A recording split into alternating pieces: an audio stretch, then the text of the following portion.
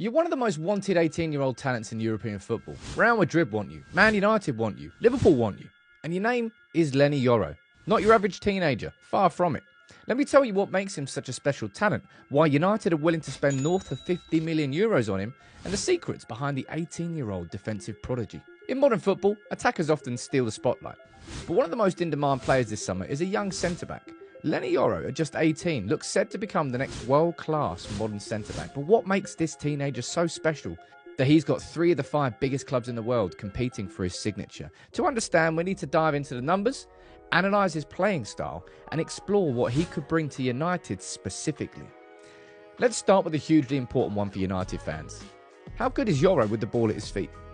Among all under-21 centre-backs in Europe's top 5 leagues, where do you think Yoro ranks in terms of passes made? Top 10? Top 5? Try number 1.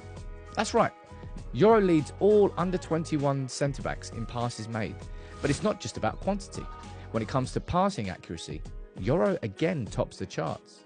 This isn't just good, it's top tier. And here's where it gets really interesting.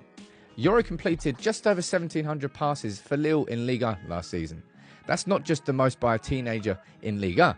It's the most by a teenager across all of Europe's big 5 leagues last season. Now you might be thinking, sure, he's good in the ball, but what about his core defensive skills? The defender has to defend first. Can he win headers? Can he win a tackle? Yoro ranks 2nd among under-21 centre-backs in percentage of aerial duels won. He's also 4th for tackles made. This isn't a one-trick pony we're talking about. Yoro is a well-rounded defensive powerhouse in the making. An 18-year-old with a super set of fundamentals and so much room for improvement and development. But let's dig a little deeper. What makes Yoro really stand out isn't just his individual skills, it's how he uses them to benefit his team. His ability to cover wide areas is crucial and allows the right back to jump out and join the press because Yoro can protect against channel balls, track runners and cover the space left when others engage. Think about that for a moment. Now 18, Yoro isn't just focusing on his own job, he's reading the game, anticipating moves and covering for his teammates. This level of tactical awareness is rare in defenders 5 years his senior. And he's already doing that at 18 because it's natural to him. It's subconscious. You don't have to coach it. Yoro has been acting as a cover defender for Lille and he's excelling in that role. His centre-back partner acted as the aggressive stopper and contested the 13th most duels in Liga last season. And who was there sweeping up, providing cover? It was Yoro. Now let's talk about Yoro's actual approach to defending. He wasn't the most frequent dueler last season, but he did have a great success rate when he did decide to engage. His style is more controlled, more patient, doesn't rush in recklessly. Instead, he pushes his opponent to make mistakes. He uses his body correctly. Does it sound familiar? This patient, calculated approach is reminiscent of some of the best defenders in the game. But Virgil van Dijk, he was famous for it. It's not to say Yoro is anywhere near that level yet, and I'm not, because he isn't, but his ability to read the game, to know when to engage and when to hold back, the understanding and timing is a natural strength of Yoro's game, and that's something many defenders need to be taught. In terms of his other specific strengths, what makes him stand out from other promising young defenders? Well, if you're talking passing, he's an accurate passer. He's in the 94th and 95th percentiles for short and medium passes. His composure on the ball is pivotal to his game. In an area where centre-backs are expected to start attacks, this ability of Yoro is invaluable. Secondly, he can carry the ball. He's not just comfortable on it. He excels with it at his feet. His long stride and ball control allows him to go past players with ease. He has a take-on success rate of 72%, puts him in the 75th percentile, and he also performs 55 carries per 90 minutes, ranking him in the 88th percentile. Good with the ball at his feet, good with his passing, good with his duels, good covering channels. You can see why people are excited about Yoro. In terms of more defensive skills, we've already mentioned his aerial prowess, but it's worth emphasising. Despite not engaging in aerial duels as frequently as some other defenders, when Yoro does go up for a header, he wins it around about 64% of the time. That makes him the 2nd best aerial dueler among centre-backs under 21 in Europe's top 5 leagues. And remember, he's 18. His frame is going to fill out. And when he does, that number is only going to keep increasing.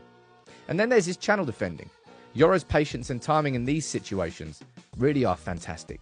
He often opts to delay the attacker rather than rushing in to win the ball. But when he does make a challenge, his long legs and excellent tackling technique make him highly effective. Now you might be thinking, right, no one's perfect. Dude, he's 18. No one's perfect, especially at that age.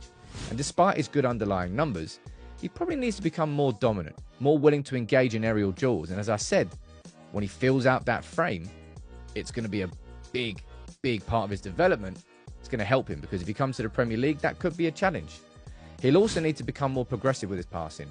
While his current passing stats are impressive, taking that next step to become a real threat with his distribution and those sort of Lisandro Martinez line-breaking passes, that's going to elevate his game even further. But here's the thing, right?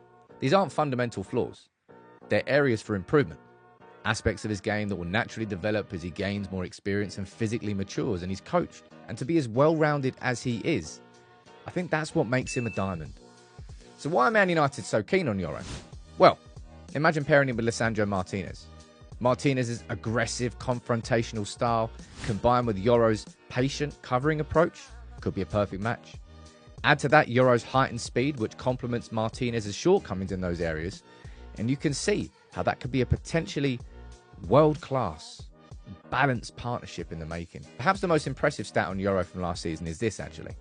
Yoro is the only under-23 centre-back in the top 7 leagues to rank higher than the 90th percentile for both aerial win rate and also forward pass completion. In two crucial skills for a modern-day centre-back, winning aerial duels and distributing the ball effectively, Yoro is in the top 10% among all players under 23 in the top 7 leagues in the world. That's not just good. That's not just promising. You're talking about a player who might have the ability to go on to become a generational talent. Hence why Real Madrid, United and Liverpool all want him. As I said, 3 out of the 5 biggest clubs in world football want him. And that really says it all. One big question does remain. Is Yoro worth the 50 million plus that United are reportedly willing to spend? We'll put it this way. In Yoro, United would just be signing a centre-back. They'd be investing in a potential cornerstone of their defence. Think about the great centre-backs of the past decade, the likes of Ramos, Silva, Varane. These are defenders who didn't just stop attacks, they initiated them. They were leaders on the pitch, they read the game, they organised their teammates, and they stepped up in crucial moments. And Yoro, he does have the potential to be that kind of player. You can see the hallmarks of his game already. That combination of defensive solidity, his power in the air, his ball-playing ability, at just 18, with so much more room to grow, yeah, you can see why there's hype. As good as Yoro is already, the most exciting thing isn't about what he is now, it's about what he could become.